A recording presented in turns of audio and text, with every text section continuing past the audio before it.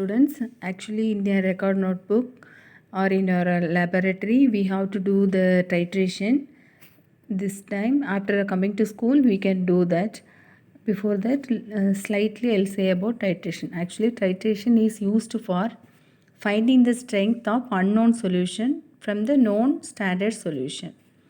So there are different type of titration is there. Acid base titration is there, and redox reaction titration there. So in this I am going to say in your textbook in the redox reaction lesson, redox reaction as the basis for titration. Okay, in an acid base system we come across with the titration method for finding out the strength of one solution against using pH sensitive indicator. By using the pH only you will come to know the strength of the acid or base, correct? And by doing the titration we can exactly find the strength. In a redox reaction system, titration method can be adopted to determine the strength of the reductant or oxidant using redox sensitive indicator.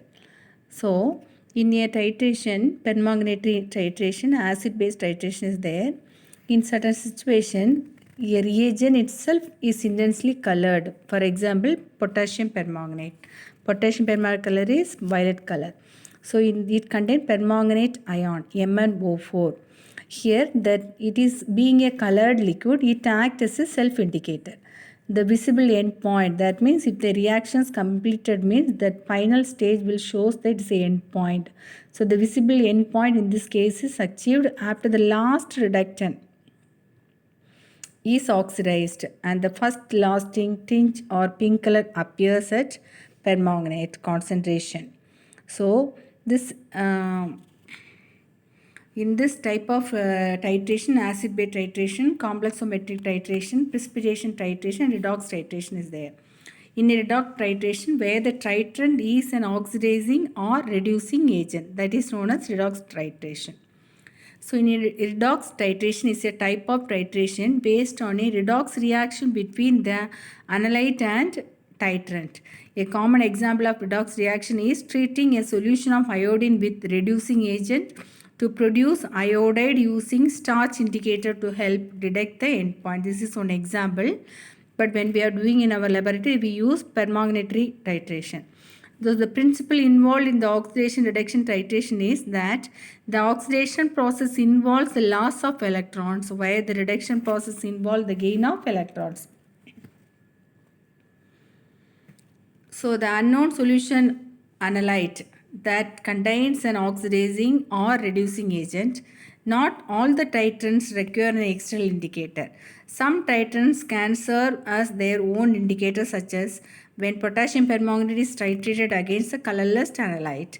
So, potassium permanganate is treated with ferrous ammonium sulfate or oxalate. It can be act as a self-indicator.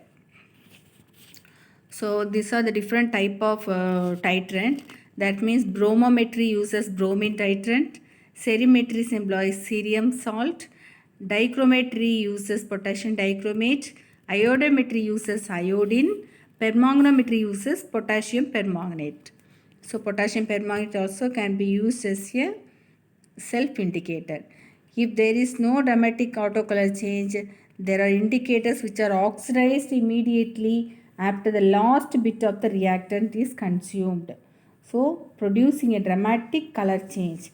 So, the best example is offered by chromate ion, which is a not self-indicator, but oxidize the indicator substance diphenylamine just after equivalence point to produce an intense blue color, thus signaling the endpoint. So when we are doing titration, we will take one liquid in a burette, another liquid in a conical flask. We will titrate against, we will drop a drop, we will leave the burette solution in the conical flask. Reactions occur.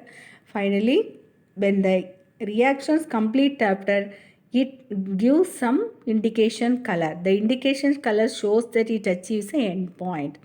So if the color liquid is using means that color liquid itself is acts as a indicator.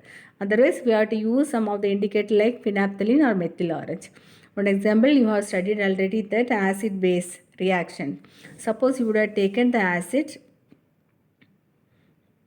and you have taken the base. If you are titrating against acid and base, slowly at the end point occurs, bases will give pink color with the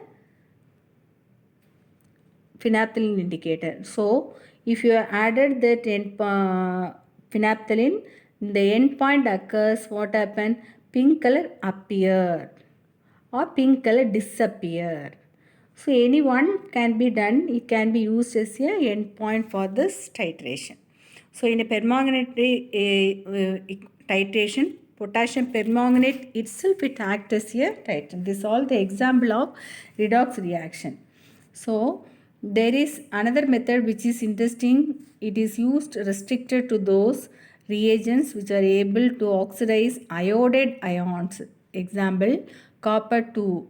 Copper 2 plus react with iodide ion to give copper iodide and iodine. This method realizes that facts that iodine itself gives an intense blue color with starch and has a very specific reaction with thiosulfate ion, which do redox reaction. So this in your textbook there are the few examples of redox reaction based on titration is given. You can learn those example and you can learn just end point of that. That's enough. So why indicator is not used potassium permanganate titration, because that itself it is a colored liquid. So used redox reaction, it gets reduced into brown colored Mn2 plus ion at end point, and the color change at end point can be detected easily, since detecting end point is the role of a indicator. So a separate indicator is not required in permanganate titration. So this is just a brief only. This is only for the redox reaction as the basis for titration. So titration practical explanation later on we can see. This whatever given in your textbook, that example you can learn in redox reaction as the basis for titration.